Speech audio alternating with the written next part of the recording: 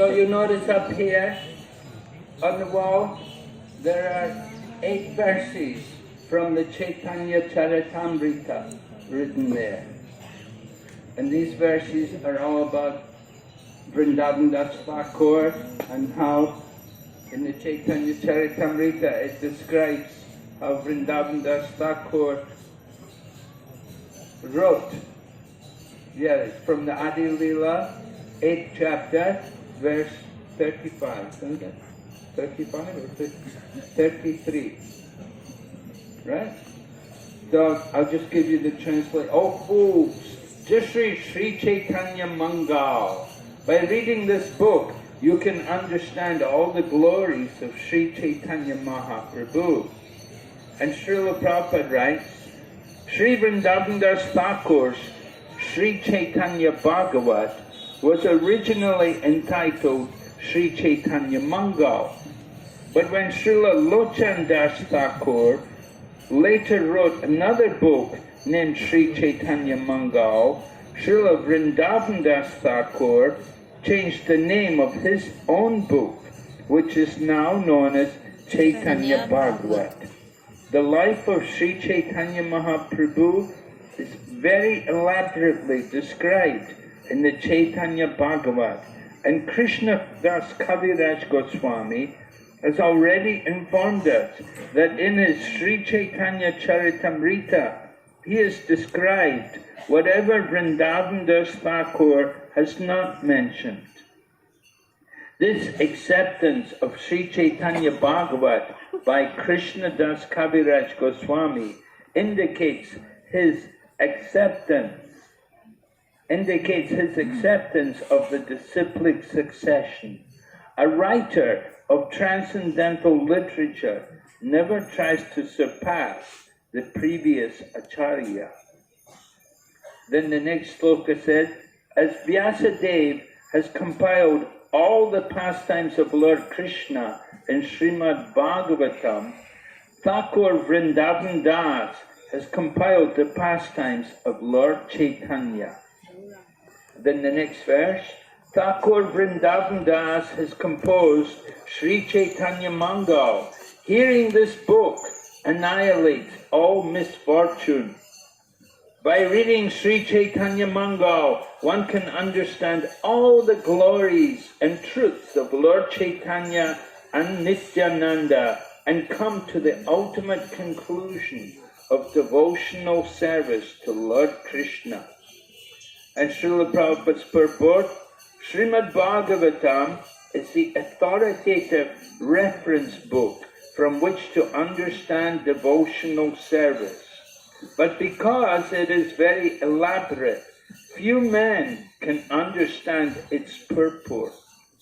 Srimad Bhagavatam is the original commentary on Vedanta Sutra, which is called Nyaya Prasthana.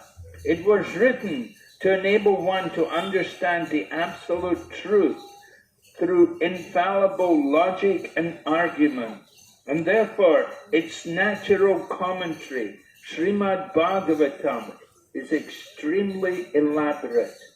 Professional reciters have created the impression that Srimad Bhagavatam deals only with Krishna's Rasa Leela, although Krishna's Rasa Leela is described only in chapters 29 through 33 of the 10th canto. They have in this way presented Krishna to the Western world as a great woman hustler. And therefore we sometimes have to deal with such misconceptions in preaching. Another difficulty in understanding Srimad Bhagavatam is that the professional reciters have introduced Bhagavat Saptas as 7-day readings of the Bhagavatam. They want to finish Srimad Bhagavatam in a week, although it is so sublime that even one verse of Srimad Bhagavatam, if properly explained, cannot be completed in 3 months. Under these circumstances, It is a great aid for the common man to read Sri Vrindavan Das Thakur's Chaitanya Bhagavat, for thus he can actually understand devotional service. Krishna, Lord Chaitanya, Nityananda, Srila Rupa Goswami has said, Shruti Smriti Puranadi Panchagatriki Vidimbinam Aikantiki Harer Bhaktir Utpatayaiva Kalpate. Devotional service to the Lord that ignores the authorized Vedic literatures, the Upanishads, Puranas, Narada Pancharatra, etc., is simply an unnecessary disturbance to society. Due to misunderstanding Srimad Bhagavatam, people are misled regarding the signs of Krishna. However, by reading Srila Vrindavan Das Thakur's book, one can very easily understand this science. Coming back to Chaitanya Charitamrita, Krishnadas Kaviraj says, in Sri Chaitanya Mangal, which is later known as Sri Chaitanya Bhagavat, Srila Vrindavan Das Thakur has given the conclusion and essence of devotional service by quoting the authoritative statements of Srimad Bhagavatam. If even a great scholar hears Sri Chaitanya Mangal, he immediately becomes a great devotee.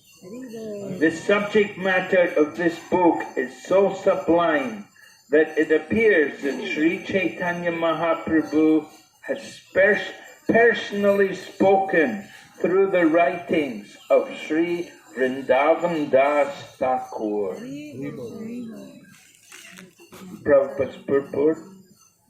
Sri Sanatana Goswami has written in Hari Bhakti Vilas, one should not hear anything about Krishna from a non-Vaishnava. Milk touched by the lips of a serpent has poisonous effects.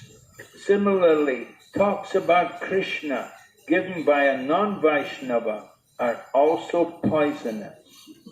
Transcendental literature that strictly follows the Vedic principles and the conclusion of the Puranas and Pancharatriki Vidi can be written only by a pure devotee.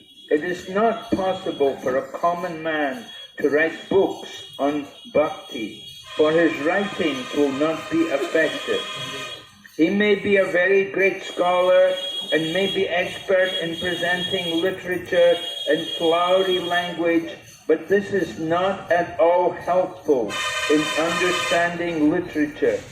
Even if transcendental literature is written in faulty language, it is acceptable if it is written by a devotee, whereas so-called transcendental literature written by a mundane scholar, even if it is a very highly polished literary presentation, cannot be accepted.